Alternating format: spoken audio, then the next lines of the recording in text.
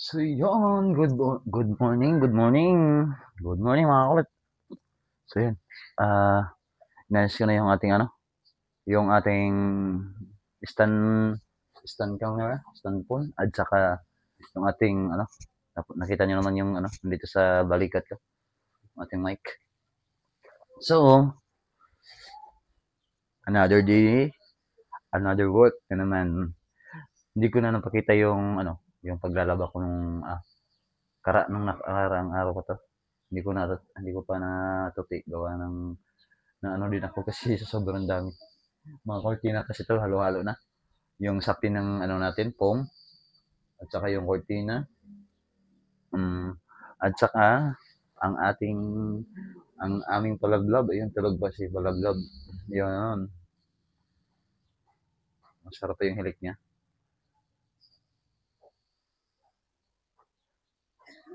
Si Soy Soy, Kuya Soy Soy, hanggang naman sa kapitbahay. So, si Soy Soy, maagang pagising ng papa niya, gumising din siya. Kaya, tapos na nag-amasal si Soy Soy. So, habang tulog pa si Mateo, ano muna tayo ngayon? Tututuin muna natin yung ating mga So, unahin ko muna yung ating cortina. Halo na to, cortina at saka yung ating tuwalya.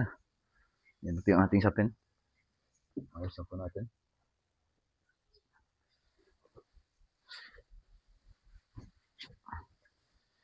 Kasi pag makaalis ka na, pag umalis ka na ni Mateo dito, makaalis na kami ngayong Lunes. Ngayong Monday, ang alis namin ni Mateo. So, bago man, bago kami umalis, laban ko muna yung dapat laban dito at saka palitan ko yung dapat palitan tulad ng cortina. So bawat one week bawat isang linggo. So kailangan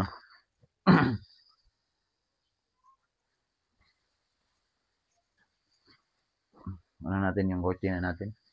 Ah, bag, natin palitan na naman palitan na naman natin yan kasi para kasi hirap maglaba pag masyadong madumi na yung kulit. So kailangan bawat linggo lang talaga yung ng cortina. Palit na naman.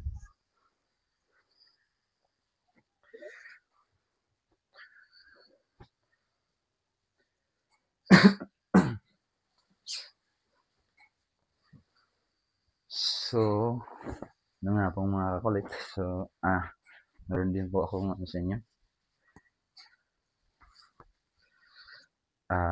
Sana po is tulungan niyo po ako sa kong ito.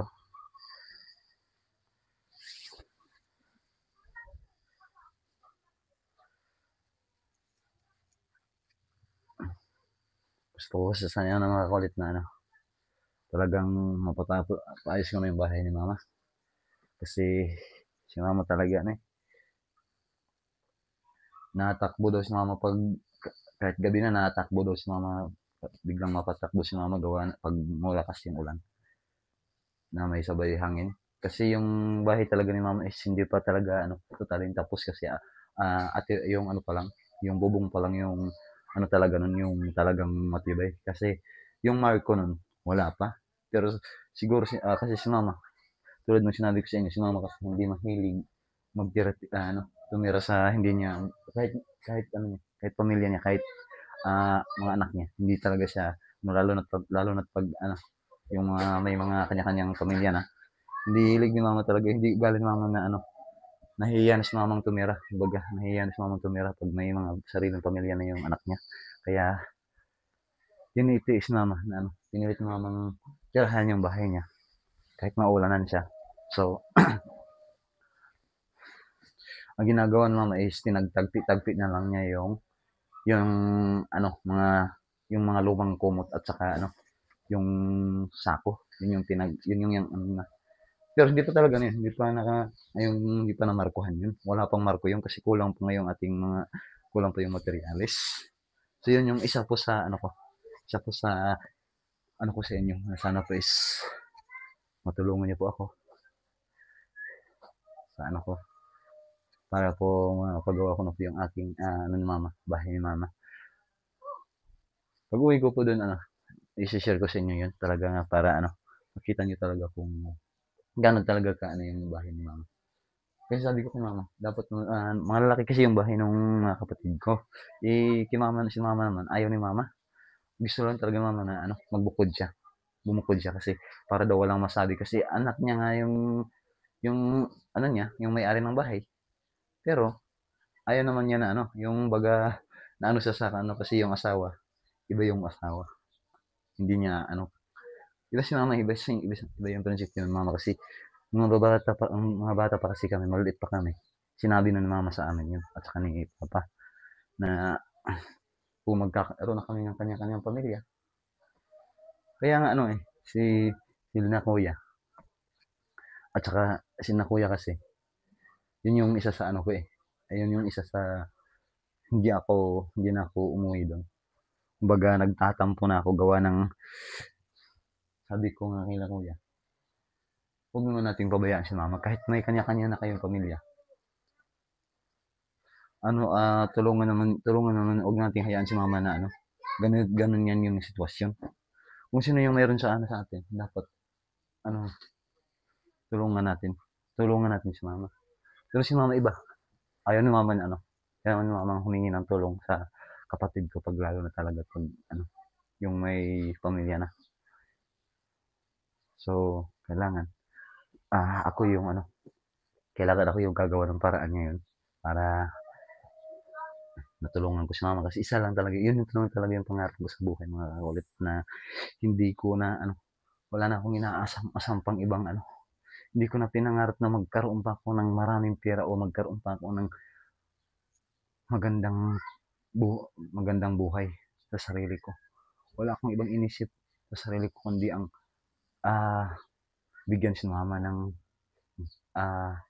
maayos na matutulugan at mabigyan ng kahit man lang ano, bigas. Basta ano, yung hindi lang si mama magugutom. Yun na, yun yung ano ko, yun na yung isa sa pangarap ko sa buhay kasi hindi naman ako eh. Alam ko naman na kaya kong abutin yung mga yung mga ano, yung katulad ngayang mga na ano ng ibang vlogger na abot ngayon. Sa akin, kung para sa akin, hindi tama na yung makita ko lang yung pamilya ko na may masisilungan na maayos at makakain sila ng tama sa isang araw. Yun na yun. Yun yung ano ko, pangarap ko sa buhay. Hindi na ako nangarap pa ng ibang ano pa, na yayaman ako. Ang sa akin lang is, yun yung ano ko. Ito yung isa sa, isa sa ano, ah, isa sa ano ko ngayon. Yung pinangarap ko talaga sa buhay ko na sana is, kasi hindi naman ang mga kulit kasi, si mama talaga is awang-awa ako. Kasi kahit ganong kahirap, pag mga anak niya yung talagang walang-wala, nagigipit. Si mama talaga yung ano, laging gumagawa ng paraan para ano, para maano kami, ma-successful yung aming problema. Tapos pagdating sa amin, katulad ko, hindi ko ano na to kasi alam ko sa susunod, ano, pag nasa social media tayo, pwede tayong magsinungaling. Pero ako ano, sasabihin ko yung totoo. Kahit ganito na yung edad ko ngayon, ano na ako, 28. Pero mga kakulit, minsan hindi ko si mama nabigyan ng malaking pera. Oo. Pinakamalaki na sa akin yung 1,500. Pero hindi ano, hindi hindi lagi-lagi, kundi bihira lang. Bihira ko lang nabigyan si mama ng pera gawa ng ako kasi nakita niyo naman kung ano talaga yung ano ko ngayon, kasarian ko. So, kumbaga ano, hindi ako nagtatagal sa trabaho. Isa na nga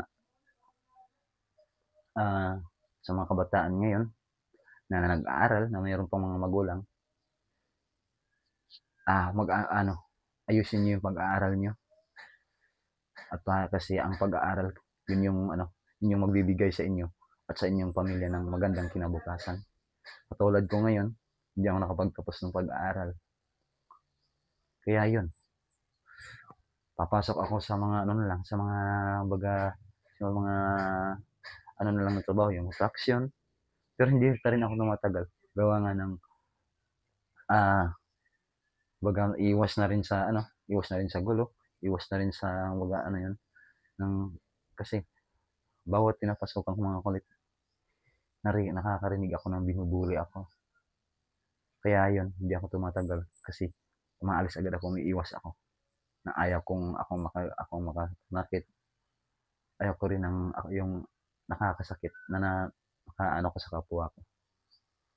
Kaya yun, hindi wala akong ano trabaho talagang maano na matagal gawa ng tulad nito ngayon sa ano ko sa ano ko ngayon, kasarian ko.